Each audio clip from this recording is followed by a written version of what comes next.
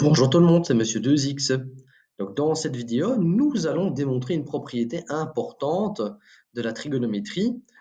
Elle nous permet de lier la tangente, le sinus et le cosinus.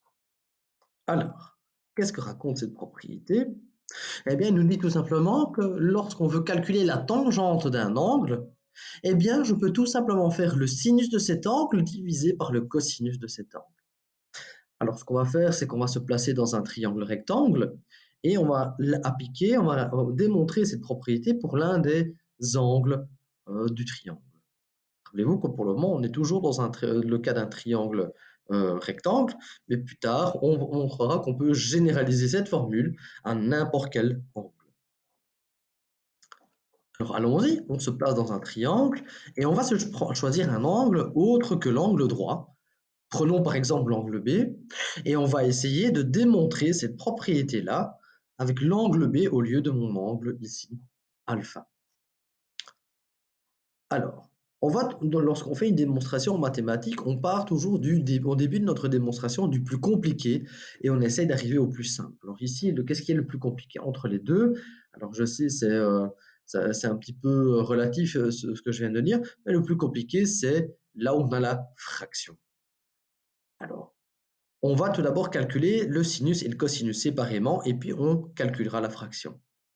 Alors le sinus de l'angle B, on l'a vu dans une vidéo antérieure, c'est le côté opposé divisé par donc la longueur du côté opposé, pardon, divisé par la longueur de l'hypoténuse.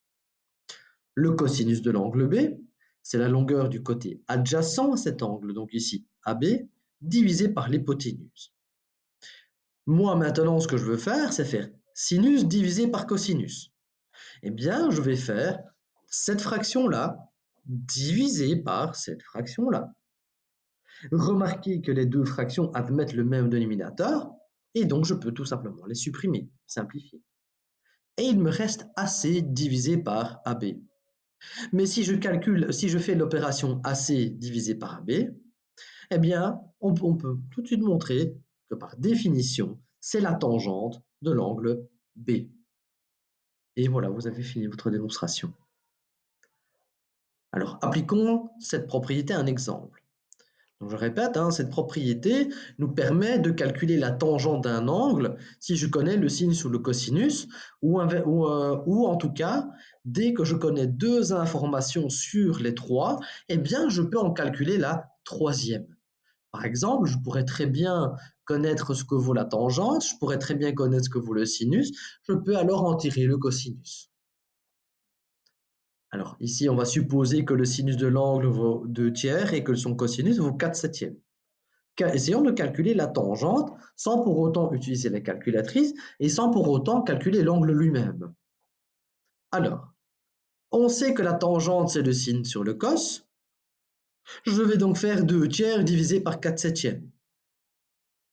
Alors, il faut se rappeler que diviser par une fraction, c'est multiplier par l'inverse de cette fraction.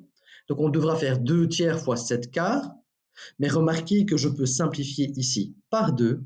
2 et 4 peuvent être simplifiés. Il va me rester 2 ici. Et au total, j'aurai la fraction 7 sixièmes. Donc la tangente de l'angle vaut 7 sixièmes. Et donc voilà, comme je l'ai dit en début de vidéo, cette formule est très importante pour la suite du chapitre de seconde et même pour plus tard, en cinquième ou en première ou alors en terminale et en réto. C'est vraiment quelque chose de très important, c'est une propriété très utile.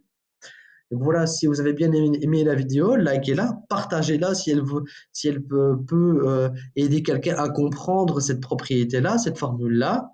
Et sinon, je vous dis à très bientôt. Au revoir. Et n'hésitez pas à mettre des commentaires.